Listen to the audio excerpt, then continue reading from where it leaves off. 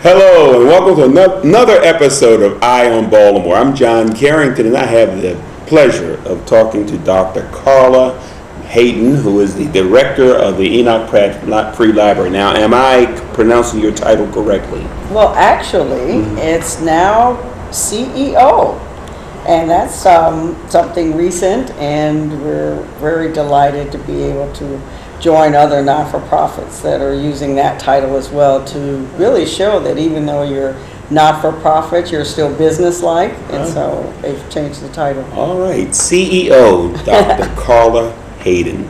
And I'd like to ask you for the state of the library. Well, it's really exciting time, and there's been a really influx of new people who have discovered the library again, and this is happening all over the country. And there was a recent study that just came out by the Pew Foundation that showed that people are coming into libraries, they're checking out books traditionally, but they're also downloading ebooks, and I'd love to talk about that. Well, let's talk about the new technologies. The new technologies are pushing us ahead so rapidly. The internet, ebooks. Right. How has that impacted the Enoch Pratt Library? The Enoch Pratt is similar to other libraries, and I'm mentioning this because this is a national, actually, movement that's going on. As people are getting, I think, more choices in terms of how they want to read a book. They can read the traditional paperback, they can read a hardback, but now they're also saying, oh, I can put an ebook, download an ebook from a website, the Pratt Library website, for free, and that's important, so we're still free even though it's electronic. You can put it on whatever electronic device you have. So if you have an iPad, for instance, or you have a tablet, or even your phone, you can actually put a book on your device and read it. All right, suppose me and my buddy are having a discussion and we want to find out some historical fact. You have systems that will answer those sorts of questions. Similar to what you would find with Google, and this is where I'm going to reach out to your viewing audience and say, you can Pratt that. That's our new app. So we're trying it out now. Pratt that. Just like you would Google something. And we have an actual app, a Pratt Library app, and you can download that. And if you want to, and this is also following tradition, people, for instance, like with the Super Bowl, there might have been some facts that people wanted to find out. You can contact the librarians and they'll answer your questions. It's a chat situation, and you can do that too. So libraries in Pratt in particular are really moving with the technology and using it to reach new people, but also keep the ones we have. What is your biggest challenge? I think the biggest challenge is one that comes with offering so many programs and having so many things that you can offer. It's the financial resources to continue to do it. And so we're raising private funds. We have a group of young and young at heart called the Pratt Contemporaries, and they just had a very successful fundraiser, the Black and White Party, where they have fun and they raise money. And so we are really looking at ways that we can support all of this demand that's coming up now. Okay, now in spending your resources wisely, how do you acquire new material? Is that acquisition process less expensive, more expensive? Talk about that. Well, it's changed. Right now, for instance, we have 3 librarians that we call electronic resources librarians, and they are actually making contracts and negotiations with publishers electronically. Okay. And instead of, for instance, getting a new book and looking at it and kind of reading it and reviewing it, they're actually reading the reviews online, they're ordering things online, and everything is in electronic format.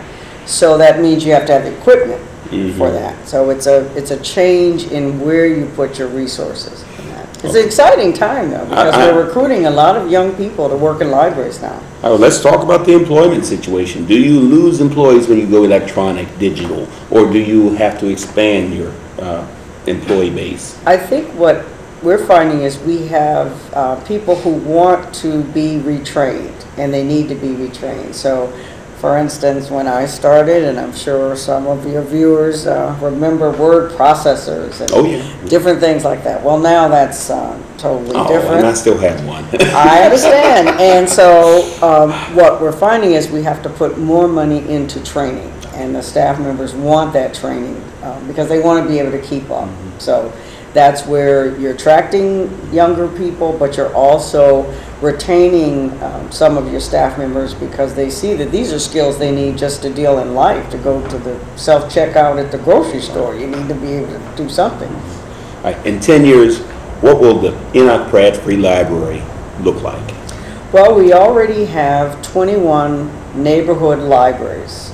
And so what you'll see is that those libraries, similar to the recently renovated Pennsylvania Avenue branch, will contain more technology. You will be able to, for instance, come into a branch library and you will be able to just pick up a tablet and sit anywhere in the library, and there will be all kinds of seating. And because it's Wi-Fi, you will be able to do whatever you need to do right there and do that.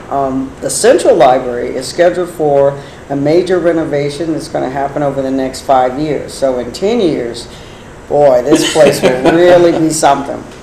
I really admire your coffee shop you have downstairs. Oh, it's going to be bigger. In the next part, it's going to be like a bookstore combination thing.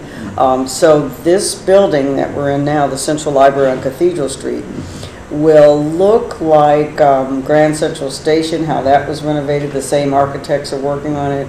And it will also be just brighter and I think definitely more comfortable. We're getting new air conditioning and heating and everything like that.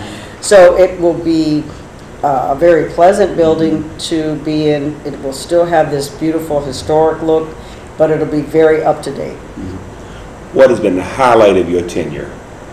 I think the highlight of my tenure is when the library was actually selected to receive the largest grant for ebooks in the United States so far, and that was the work of our librarians, the recognition that we are moving ahead but preserving the past. And so it was a real highlight to have that type of recognition from the Weinberg Foundation. I love it. I love it. And you mentioned teamwork, your staff. They did it. Individuals you want to give shout outs to? Oh, there's so many. Roswell Encina, who's our Director of Communications. Many people may know him from his tweeting. We're the sixth most, and this is important for the viewers, the sixth most influential library in the world on Twitter. And that's, I understand, very good. And he has really raised the profile of the library. There's another staff member, Graphic Jack, we call him, Jack Young, who has designed our windows at the Cathedral Street Library, but also the look and feel of the library. We have Judy Cooper, who does programming, so a lot of the authors that are coming and the big names. Deborah Taylor, who works with our school system and the young adults.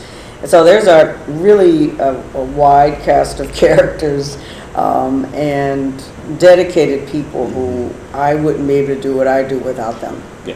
What can our listeners do to help you? I think what they can do is check us out. They can go to our website, prattlibrary.org, and they can look at all of the features. They may not know that they can check out e-readers now for free. They can download ebooks onto their devices. You can also contact us and actually download if you miss an author. Like we have Chief Justice Sonia Sotomayor coming in a couple weeks. You might not be able to make it. You can actually download her talk and listen to it while you exercise or something. But mainly just to find out what we have, because we have so much that I think you'd be surprised. And we're going to take a break. We'll be right back with more with CEO Carla Hayden, Dr. Carla Hayden. Hello, I'm John Waters, and I'm proud to say that Baltimore has always been my home. Let me tell you, there are not a more eccentric, monumental, eclectic, intriguing, and character-filled 28 blocks anywhere in the world, and I'm here to prove it to you. This is where Babe Ruth was born. They tell me he's the best baseball player ever. Not that I'd know. I'm more into theater. Like nearby Arena Players, the nation's longest continuously running African-American community theater. On that same block sits the U.B. Blake National Jazz Institute, housing memorabilia from Baltimore jazz greats like Billie Holiday and, of course, U.B. himself. The West Side is also where the Maryland Historical Society calls home. Oh, hey, welcome back to Eye on Baltimore. I'm John Carrington, and I have the pleasure of speaking with CEO of the Enoch Pratt Free Library, Dr. Carla Hayden. And Dr. Hayden, I'd just like you right now to share with us what it is that the public doesn't know about the Pratt that they really need to know. There's always something that is obvious to you, obvious to your staff, but the public just doesn't know. I think one of the things that people might not realize is how much support the Pratt Library provides for people who are in school, who are homeschooling their own children, and who are trying to get their GED, and even for teachers, that we have special resources for teachers. For instance, a special teacher card that allows teachers to check out a large number of materials and keep them for a longer period of time. That young children under 12 can either read down their fines, they don't have to pay fines, and if they're under 6, they don't have to pay fines at all. So we're making it much easier for people to use the library, and we have so much that people can take advantage of. If you're looking for a job, we give you an internet account, an email account, so you can apply online at the library, and then we give you an account so you can get the reply back. And so those types of things are the things that I think people might be surprised about. All right, the Read Down Your Fine program. I think you need to talk about that a little bit more. It's a new program, and it's for young people 6 to 18, and we find that people might not realize, especially young people, that you can only accumulate a certain amount in fines. It's like $6 per book, but that builds up. And so young people can actually do a reading assignment in the library. They can read for 15 minutes, and they earn Pratt Bucks, we're calling them. You actually get a coupon, and it's got Mr. Pratt's picture on it. You can't use it at the store, though. Pratt Bucks can only give you that. And you can actually read down your fine, and you're doing your homework, you're doing other things that you have to do anyway in school, but you're marking off that fine that you have. All right.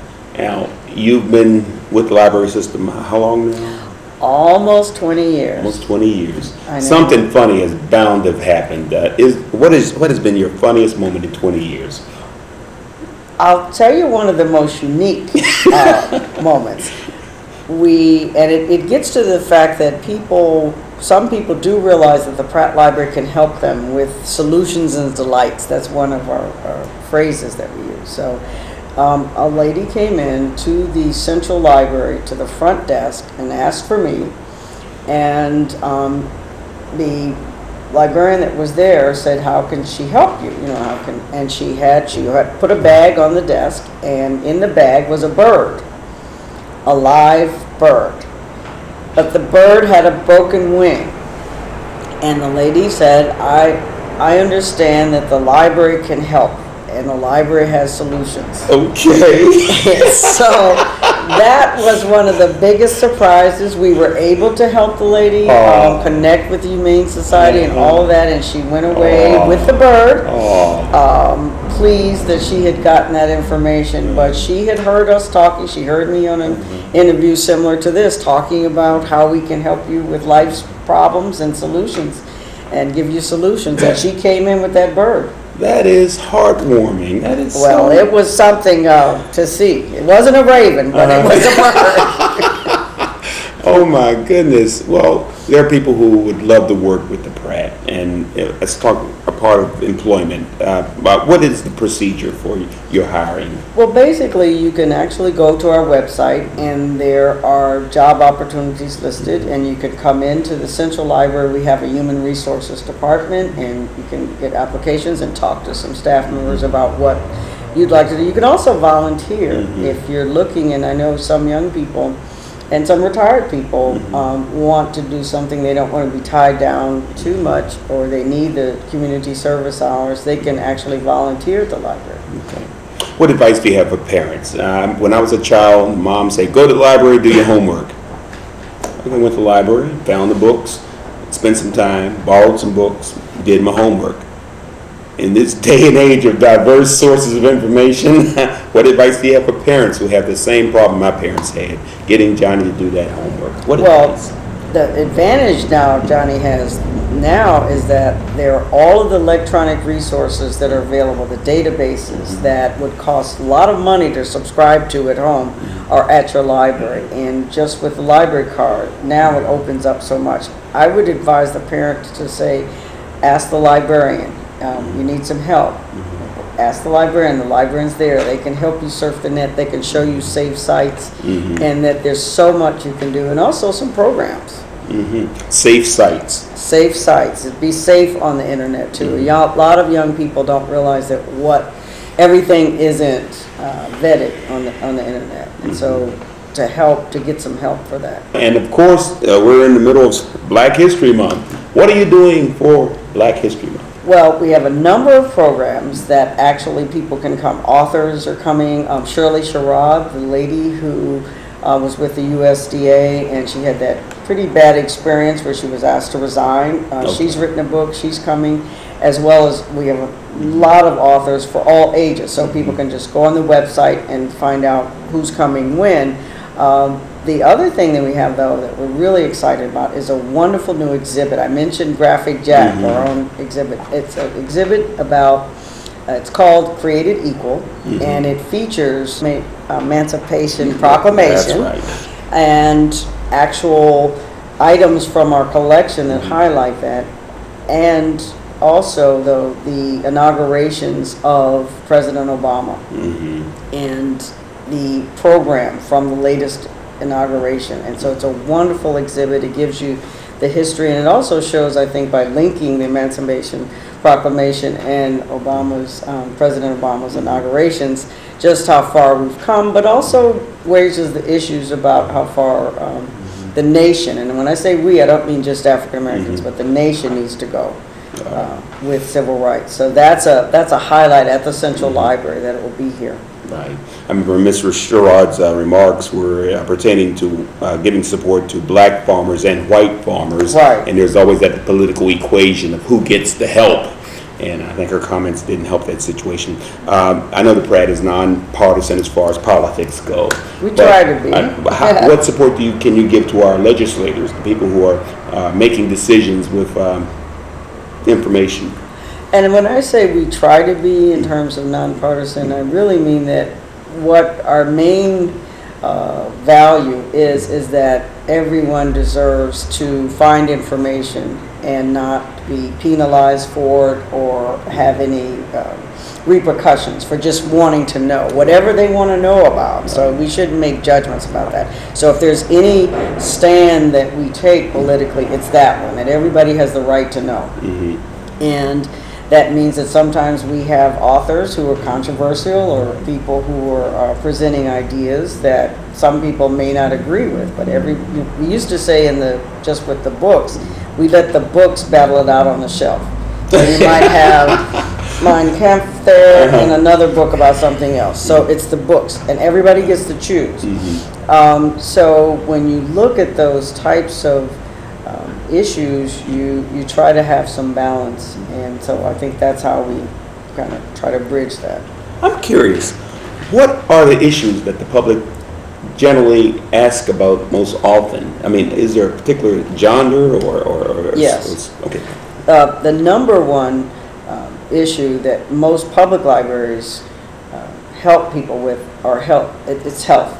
Okay. People want to know about diabetes, or they want health information, and that's something that you'll see not just in Baltimore but all over the country, that health information is very important. The second thing that people are very interested in, and especially now with the economy, is how can I get a job? What are the employment opportunities? Okay. Also, how can I help with my business? And not-for-profits are looking for help with grant proposal writing and things like that. And so we have, in fact, the Pratt Library has a special grants collection and people to help you with that. And we give workshops on that. We also give workshops on how do you do your resume and how do you do job interviews, things like that. All right, suppose a minority businessman says to himself, I want to start a business. And the first thing they ask for is a business plan. Right. He walks into the library, and what happens? Well, the librarian will kind of do an interview, and there will be a number of resources that the librarian will offer right away about how to do a business plan. And some of them will be in print form, some of them will be electronic, that actually will give you the template that you can plug in what your ideas are and your information. And also the librarian will give information about what workshops are available, either in the library or in other places. So it's really a consultation for that business person about what their needs are, even what their business might be too, because then they'll give them information about, let's say, organic tomato growing, or whatever it is. They'll give them the information about the industry that they're interested in, and then also the process. All right, well, we're going to take a break, and we'll be right back with more Eye on Baltimore. USS Constellation. There's a grand lady in Baltimore who has taken her rightful place as the Inner Harbor's crown jewel in the heart of the Chesapeake Bay. Let's see what happens when you come aboard Constellation. When you come on board, cell phones and everything don't work anymore. This turns into the 1860s, and you are back in time on the Constellation learning what it was like to be here. People come on board and they get touched by this walking through history that they're able to do, and they're able to see the hammocks and see the officer's wardroom and sit in the captain's cabin and have this whole immersive experience that you're never going to get at most types of museums. So. All right, welcome back to Eye on Baltimore. I'm John Carrington, and I'm speaking with the CEO of the Enoch Pratt Free Library, Dr. Carla Hayden. And Dr. Hayden, you have some historical artifacts here at the library. You're a treasure trove. Explain. Well, one of the reasons why the Pratt Library has been designated the State Library Resource Center. Maryland is one of 3 states that doesn't have a state library in its capital. So when you go to Annapolis, you won't see a building saying state library like you would if you were in Albany or New York or Springfield, Illinois, where I'm from. There's a building, state library. And in 1971, the Pratt Library was designated the state library basically for Maryland. So we received special funds to provide services to all of the citizens of Maryland and the library systems in Maryland. So we run the computer system, Sailor for instance. And the other thing that makes us a unique state resource is we have a wonderful collection of materials, books and materials, interesting things like a lock of Edgar Allan Poe's hair, a piece of his coffin that we display at certain times. We have a manuscript going back to the 12th century that will be on display, we hope, very soon. We're getting it preserved so it can be presented. We have museum quality materials, and we were very fortunate that we were able to display for just one day on February 12th a document signed by Abraham Lincoln. And it was just wonderful to bring it out of our vault. We have a vault that looks like a bank vault that some of these treasures are in. And we were able to display it for that day and let people see Abraham Lincoln's signature on a document that was asking for the states to come together. And it was signed by, and the new Lincoln movie is out. And so one of the characters is the Secretary of State, Seward. And his signature is on there as well. Wow. So it's Lincoln and Seward's signature. And so the excitement of bringing out some of these treasures. And so that's the kind of thing that people will find. And they can actually ask to see some of these materials if they make an appointment. That's very valuable. All right, suppose Johnny has an assignment for Black History Month to find out if slavery was prominent in Baltimore City. Now, we know that there were some historical figures who actually were a part of indentured servitude and slavery here in Baltimore. But if they came in with that problem, what would the process be? Johnny walks through the door. What happens? The first thing Johnny would see is a wonderful information desk, and a staff member would say, what are you interested in? And then if they're at the Central Library, they go into our African American department, and that is on the first floor. It's the largest African American collection in the state, public collection, and it has things, for instance, like a copy of Benjamin Banneker's Almanac and Phyllis Wheatley's poems, and just wonderful historical documents. But the staff members in there would show the young person all of the materials that we have about slavery in Baltimore, the Underground Railroad material that we have quite a bit, because there were houses in Baltimore that were part of the Underground Railroad, and so we have the documentation for that, as well as newspaper clippings from the Times, and we also have something that has been interesting for Black history in particular. We have one of the largest collections of funeral programs of African Americans in Baltimore City and the surrounding area. And of course, we know that Frederick Douglass was a part of the shipbuilding industry in Fells Point. So we have the documentation about the shipbuilding industry at Fells Point. And we also, because of our state role, we connect to institutions like the National Archives, the Maryland Historical Society. So if we don't have the information or the documents, we are the broker, and we can get them, and they will send it to the Pratt Library, and you can use the materials here. I'm curious about advice for first-time visitors to the Central Branch. The Central Library and Cathedral, it's right across from the cathedral, and we like to call this a cathedral of learning. It's the People's University, and so my primary advice would be to not be afraid to ask questions of the staff members, and there's no stupid question. And are you sure? There really isn't. Okay, all right, just there checking. are a lot of interesting questions, and sometimes we'd like to know why you want to know these things. However, the staff members are really anxious to help, and they want to help you find out what you need. And so don't hesitate. If you see somebody at a computer, don't think you're disturbing them or anything like that. Definitely just go up to a staff member and start to ask a question. And you'll be surprised at just how much help you can get. I mean, they will actually almost physically take you by your hand and take you there. So I think if you do one thing, just don't hesitate to ask. All right, final thoughts. Well, the final thoughts have to do with the fact that a lot of people might not still realize all the things that the library has to offer, and I think if we could just let them know that they can explore. All of it's for free, and that's really something in this economy, and was part of Mr. Pratt, in fact, is looking down on us in this room. When he started this library, he said, "My library shall be for all, rich or poor, without distinction of color." And in Baltimore in 1886, that was quite a statement, and it still holds true today. That was radical. Yeah. Rich or poor, without distinction of color, and so that's what we are. We're free, and we're open. Well, I want to thank Dr. Carla Hayden, who is the CEO of the Enoch Pratt Free Library. I can call it the system, can I? Oh, yes. Okay, the library system. I want to thank you for being a part of Eye on Baltimore. And I'm John Carrington saying tune in again next time for more Eye on Baltimore. And we're going to both say bye-bye. Bye-bye. Come in.